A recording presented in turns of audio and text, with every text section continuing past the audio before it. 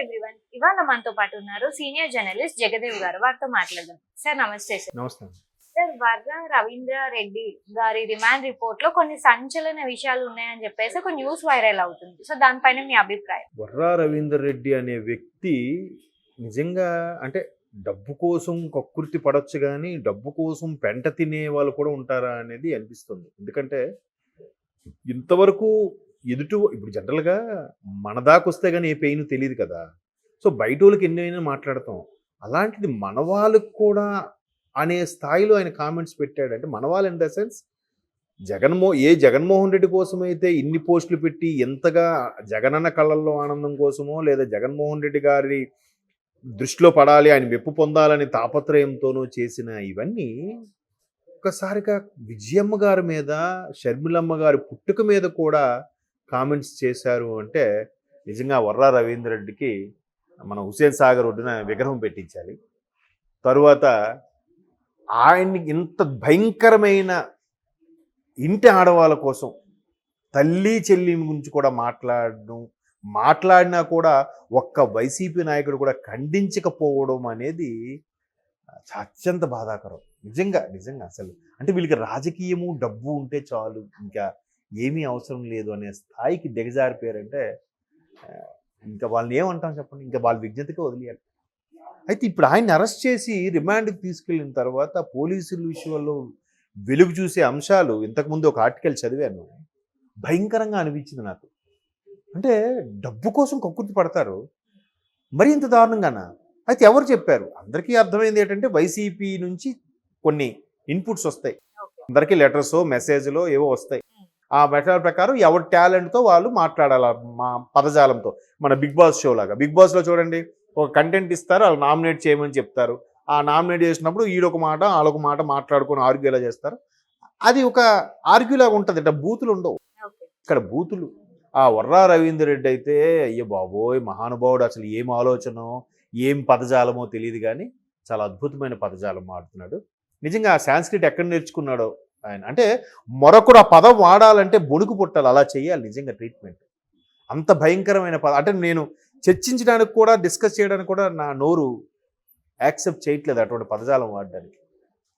So అంత చేసిన వ్యక్తికి రిమాండ్ తీసుకెళ్తే ఆయన చెప్పినవి ఏంటంటే, ఫస్ట్ వివేకారెడ్డి అని ఎవరో ఉండేవాడంట ఈ సోషల్ పోస్ట్ చేయడం.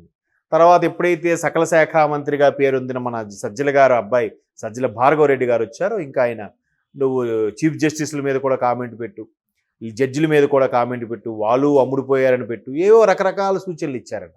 కొద్ది రోజులకి ఈయన ఐడిని వాళ్ళే తీసేసుకొని ఐడి పాస్వర్డ్ వాళ్ళే ఫేస్బుక్లో పోస్టులు పెట్టడం గట్రా స్టార్ట్ చేశారంట. అది కాకుండా విజయమ్మ గారి మీద, షర్మిలమ్మ గారి మీద కూడా అంత భయంకరంగా పోస్టులు పెట్టడానికి ఎవరు కారకుడు అంటే మన ఎంపీ అవినాష్ రెడ్డి గారి పిఏ ఫోన్ చేసి చెప్పారంట. చూడండి, అంటే ఎంత మళ్ళీ డిస్కస్ చేసుకునే వాళ్ళంటే ఇలా పెడితే బాగుంటుందా, అలా పెడితే బాగుంటుందా, వర్స్ట్గా వల్గర్గా ఎలా ఉంటుంది, ఫిల్తీ లాంగ్వేజ్ అంటారు, మీరు ఎప్పుడైనా విన్నారు లేదు, అంత వర్స్ట్ లాంగ్వేజ్తో పెట్టు మీకెందుకు అనుకోని కూడా వీళ్ళు సపోర్ట్ ఇస్తూ చేపిస్తున్నారంటే చూడండి వాళ్ళు ఎంత దారుణం. ఏం చేయాలి అసలు వాళ్ళని చెప్పండి. అంటే విజయమ్మ గారి యొక్క దీని మీద కూడా సందేహపడుతూ పెట్టిన కామెంట్స్ ఏంటి, షర్మిలమ్మ గారి పుట్టుక మీద కూడా పోనీ ఆవిడ ఇంటి పేరు మారింది అన్నారంటే ఓకే, ఆవిడ ఆస్తులు అడుగుతున్నట్టుగా ఎక్కడైనా రోడ్ ఎక్కిందా? ఫస్ట్ వీళ్ళే కదా సరస్వతి పవర్కు సంబంధించి నేషనల్ లా ఆఫ్ కంపెనీ ఉంది, దానికి అప్రోచ్ అయ్యారు, ఆ గిఫ్ట్ డీడ్ క్యాన్సిల్ చేద్దామని చెప్పి. వీళ్ళు అప్రోచ్ అయ్యా, మళ్ళీ ఆవిడ చేశారని అనడం ఏంటి, అసలు ఎంత భయంకరంగా పోస్టులు పెట్టడం ఏంటి, అసలు చాలా దారుణం. అలా పోస్టులు పెట్టినప్పుడు కూడా వీళ్ళు కనీసం అధినేత జగన్మోహన్ రెడ్డి గారు కూడా ఎక్కడ ఖండించలే, ఎక్కడ మాట్లాడలే. ఏమనంటే నా అభిమాని అలాగే పెడతాడని ఫీల్ అవుతున్నారో ఏంటి మీ తల్లి. అంటే ఇలా చూపిస్తూ 3000 మీ కుటుంబం వైపు చూపిస్తున్నాయి కదా, అటు తిరిగి ఇటు తిరిగి మీరు ఎవరి పేరుతో మీరు పార్టీ పెట్టారో, ఎవరి పేరుతో మీరు ఎంత వాళ్ళు అయ్యారో, ఎవరి పేరు వల్ల మీరు ఈ స్థాయికి వచ్చారో అటువంటి ముఖ్యమంత్రి, మా దివంగత ముఖ్యమంత్రి పేరుని చెడగొడుతున్నారుగా. రాజశేఖర రెడ్డి గారి యొక్క నేముకు ఫేమ్కి ఒక్కసారిగా తునాతునకులు అయిపోతుందిగా. మరి విజయమ్మ గారిని అంటే రాజశేఖర రెడ్డి గారిలో సగం ఆవిడని అంటే రాజశేఖర రెడ్డి గారిని అన్నట్టు కాదా? దానికోసం ఇంత స్థాయికి దిగజారిపోయి మాట్లాడతారా? ఇప్పుడు ఆ రవీంద్ర రెడ్డి రిమాండ్‌లో ఇంకా భయంకరమైన విషయాలు చెప్తున్నాడంట ఆయన. నాకు వీళ్ళ నుంచి కాల్ వచ్చింది, వాళ్ళ నుంచి కాల్ వచ్చింది. పవన్ కళ్యాణ్ గారు ఫ్యామిలీ గురించి, పవన్ కళ్యాణ్ పిల్లల గురించి పోస్ట్ పెట్టమన్నారు. లేకపోతే జనసేన ఉండే మహిళా ప్రతినిధులు ఉన్నారు, వాళ్ళ గురించి పెట్టమన్నారు. ఆవిడెవరు రాయపాటి అరుణ అని ఉంటారు, ఆవిడ గురించి. ఇంకా మరి ఇక్కడ లోకేష్ గారి గురించి, లోకేష్ తల్లి గారి గురించి అందరూ అమ్మ షర్మిలమ్మని విజయంని వదలని అనుడు ఇంక వీళ్ళని ఎవరిని వదులుతారమ్మ వాళ్ళు. దాంట్లో కూడా ఒక రకమైన పైశాచిక ఆనందం పొందడం, ఆ పోస్టులు పెట్టి దాని గురించి చర్చించుకోవడం ఎట్లా అసలు. అందుకే ఒక్కొక్కడు అప్స్కాండ్ అయిపోతున్నారు. ఇప్పుడు శ్రీరెడ్డి గారు ఎప్పుడైతే బోరుగడ్డ అనిల్ అరెస్ట్ అయ్యారు, శ్రీరెడ్డి గారు థ్యాంక్ యూ లోకేష్ గారు, థ్యాంక్ యూ పవన్ కళ్యాణ్ గారు, థ్యాంక్ యూ అనితమ్మ అని హోంమంత్రి అని పాజ్ ఇచ్చి అనిత అన్నారు. ఎందుకు అలాగ అనాల్సి వచ్చింది? ఎందుకు సారీ ఇన్ని రోజులు ఎందుకు సారీ చెప్పలేదు? గవర్నమెంట్ వచ్చి 4 నెలలు అవుతుంది. Almost all June, July, August, September, October 5 నెలలు అయిపోయి ఇప్పుడు సారీ ఏంటి? ఇప్పుడు రిలీజ్ అయ్యారా? అంటే ఒక్కొక్కడికి భయం స్టార్ట్ అయ్యింది. ఆఖరికి ఆర్జీవి గారి మీద కూడా కేసు వేశారంట.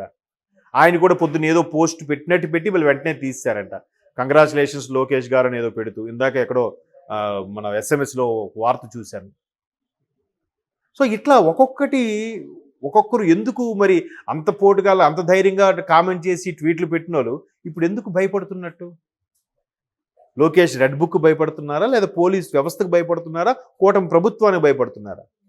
కూటమి ప్రభుత్వం కూడా వీళ్ళు ఎప్పుడైతే భయంకరంగా విజయం లాంటి వ్యక్తి మీద కూడా పెట్టారో ఇప్పుడు కదా అందరూ సమావేశమై చర్యలు ఇంకా వీళ్ళు అడ్డు అడుపు ఉండట్లేదు, వీళ్ళకి బ్రేక్ వేయాలని కదా ఇప్పుడు కదా మీటింగ్ పెట్టుకున్నది. లేకపోతే నిజంగా వీళ్ళకి అరెస్ట్ చేయాలని కూటమి ప్రభుత్వం కక్ష కానీ కట్టుంటే జూన్లో ప్రమాణ స్వీకారం అయితే జూన్ ఎండింగ్ కల్లా అందరూ జైల్లో ఉండాలి కదా, ఇప్పటి జైళ్ళన్నీ ఫుల్ అయిపోయి ఉండాలి కదా. అలా లేవుగా. ఇప్పుడు చెప్పండి, కక్ష కాదా? కాదు. ఎవరు గోతి వాళ్ళు తవ్వుకుంటున్నారు. తవ్వుకొని ఒక్కొక్కడు విషయం బయటకు, అంటే ఏమీ చెయ్యలేక అక్కసుతో కడుపు మంటతో పెడుతున్న కామెంట్స్గా కనిపిస్తుంది. మరోవైపు షర్మిలమ్మ గారు చేసిన తప్పేంటి? ఆవిడ ఇక్కడికి వద్దని అక్కడికి వెళ్ళిపోయారు. కాంగ్రెస్ అధిష్టానం, కాంగ్రెస్ ఇక్కడ పూర్తిగా భూస్థాపితం అయిపోయింది, మరలా బతికించుకోవాలని తాపత్రయంతో ఆవిడ పీసీసీ చీఫ్ చేశారు.